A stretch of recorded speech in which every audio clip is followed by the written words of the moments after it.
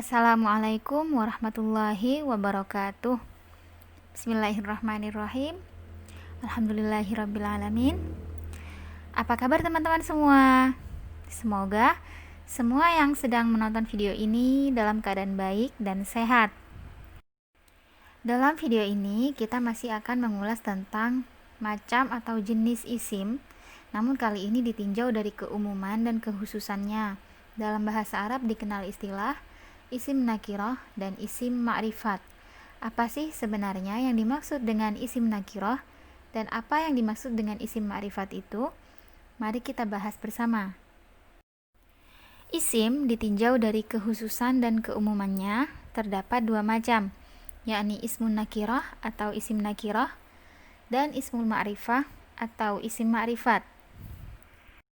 Isim nakirah adalah kalimah isim yang pengertiannya masih bersifat umum. Artinya, belum dibatasi maknanya atau maksudnya pada sesuatu yang spesifik. Sedangkan ismul ma'rifah atau isim ma'rifat adalah kalimah isim yang menunjukkan makna khusus atau maknanya lebih jelas dan spesifik. Mari kita perhatikan contoh berikut. Pada kalimat pertama, ja'a rajulun, maknanya seorang laki-laki telah datang. Sedangkan pada kalimat kedua, ja'a ar-rajulu, maknanya seorang laki-laki itu telah datang. Apakah perbedaannya? Perbedaannya adalah terletak pada kekhususan makna pada lafaz ar-rajulu. Pada kalimat yang kedua, ja'a ar-rajulu bermakna seorang laki-laki itu, artinya kata ar-rajulu merujuk pada seorang laki-laki tertentu. Boleh jadi laki-laki tersebut ada di hadapannya atau sudah dikenali si pembicara. Oleh karenanya, kata rajulun pada kalimat pertama disebut dengan isim nakirah. Sedangkan kata ar-rajulu disebut dengan isim ma'rifat. Apa saja yang tergolong ke dalam isim nakirah dan isim ma'rifat tersebut? Mari kita bahas satu persatu. Isim ma'rifat. Sebagaimana disampaikan sebelumnya bahwa isim ma'rifah adalah kalimah isim yang menunjukkan makna khusus. Adapun yang termasuk isim ma'rifat adalah 6 jenis isim. Yang pertama, isim dengan al di awal. 2. Isim dhamir. 3. Isim isyarah. 4. Isim mausul. 5. Isim alam. Dan yang terakhir, isim yang dimudhafkan atau disandarkan kepada isim ma'rifah. Yang pertama adalah al-ismu bi'al atau isim dengan tambahan alif lam di awalnya.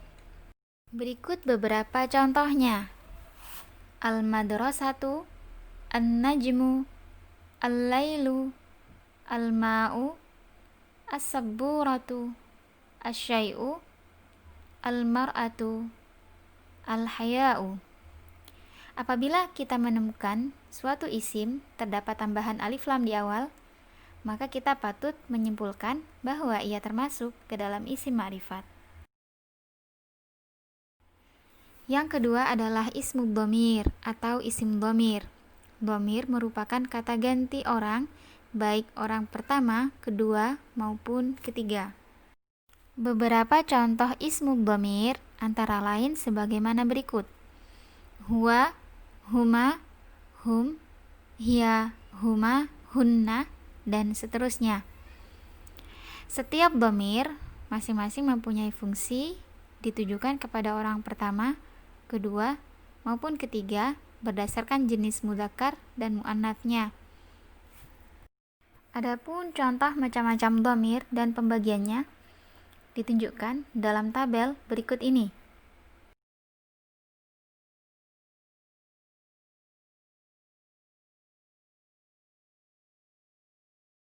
Selanjutnya adalah ismul isyarah atau isim isyarah. Isim isyarah adalah kata tunjuk. Dalam bahasa Arab, kata tunjuk terdiri dari beberapa macam berdasarkan dekat dan jauhnya, mudzakkar dan muannats-nya, serta mufrad, tathniyah, dan jamaknya. Berikut contoh kalimat dengan isim isyarah. Hadza baiti, maknanya ini rumah saya. Hadhihi ummi, maknanya ini adalah ibu saya.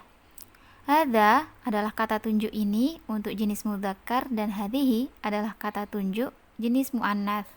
Hadza dan hadhihi adalah isim isyarah, maka ia termasuk ismul ma'rifat.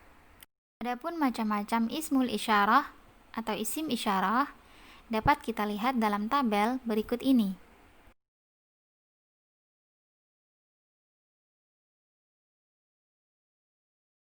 Selanjutnya adalah ismul mausul atau isim mausul. Isim mausul secara sederhana adalah kata sambung. Biasanya di dalam kalimat isim mausul bermakna orang atau sesuatu yang. Berikut contohnya. Kalimat pertama, alladzi 'allama bil qalam, yang artinya yang telah mengajarkan dengan qalam atau pena. Sedangkan kalimat kedua, allati tazuruhu ummi, yang mengunjunginya adalah ibu saya. Lafadz alladzi isim mausul untuk jenis mudzakkar, sedang allati adalah isim mausul untuk jenis muannats. Oleh karenanya, alladzi dan allati termasuk ke dalam isim ma'rifat.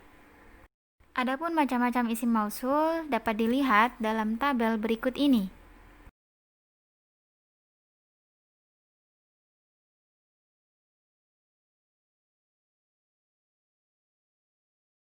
Yang selanjutnya adalah ismul alam atau isim alam. Isim alam adalah nama, baik nama orang, tempat, benda, dan sebagainya. Seperti contoh di bawah ini.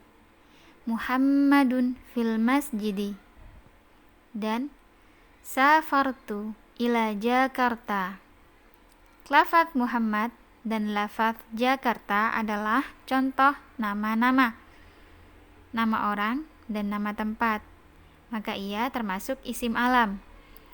Setiap isim alam tergolong ke dalam isim ma'rifat. Selanjutnya adalah mudhof ilal ma'rifat. Mudhof ilal ma'rifat adalah isim yang dimudhofkan atau disandarkan kepada salah satu dari jenis isim ma'rifat.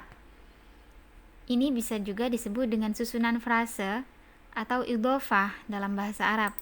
Seperti contoh di bawah ini. Babul masjidi, kitabu Muhammadin, baituhu, dan awwalu hadhil marhalah. Lafadz babun dimudhofkan kepada lafadz al-masjid. Lafadz kitabun dimudhofkan kepada kata Muhammad. Lafadz baitun dimudhofkan kepada dhamir hu, dan kata awwalun dimudhofkan kepada isim isyarah hadhihi. Masing-masing disebut dengan al-mudhof ilal ma'rifah atau yang disandarkan kepada isim ma'rifat lainnya. Susunan ini disebut dengan susunan idhofah. Selanjutnya yakni ismun nakirah atau isim nakirah. Ini merupakan kebalikan dari isim ma'rifat. Isim nakirah adalah kalimat isim yang menunjukkan makna yang masih bersifat umum. Secara operasional, kita dapat membedakan yang dimaksud dengan isim nakirah dalam kalimat apabila suatu kata tidak memenuhi kriteria sebagaimana 6 kategori isim ma'rifat yang disebutkan sebelumnya. Artinya, apabila suatu isim tidak diawali oleh al, bukan isim dhamir, bukan isim isyarah, bukan isim mausul, bukan isim alam, dan bukan isim yang disandarkan kepada isim ma'rifat, maka kita boleh menyimpulkan bahwa ia termasuk ke dalam isim nakirah. Seperti contoh kalimat berikut ini. Qalat imra'atun, yang artinya seorang perempuan telah berkata. Lafadz imra'atun tidak diawali oleh alif lam, maka ia disebut isim nakirah. Berbeda dengan kalimat yang kedua, yakni qalat al-imra'atu.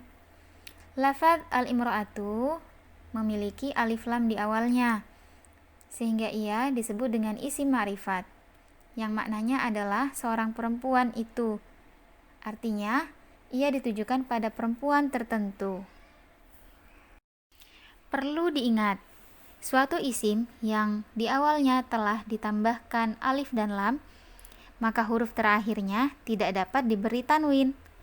Begitupun sebaliknya.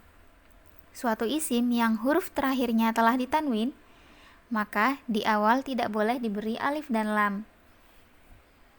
Maka tidak boleh dibaca as-saubun. Tentu kita harus memilih apakah suatu lafadz harus ma'rifat atau nakirah, sehingga diperoleh kata saubun atau as-saubu. Nah, demikianlah tadi pembahasan tentang ismul ma'rifah dan ismun nakirah. Apabila ada hal-hal yang belum jelas dan ingin ditanyakan, silakan sampaikan di kolom komentar di bawah ini. Assalamualaikum.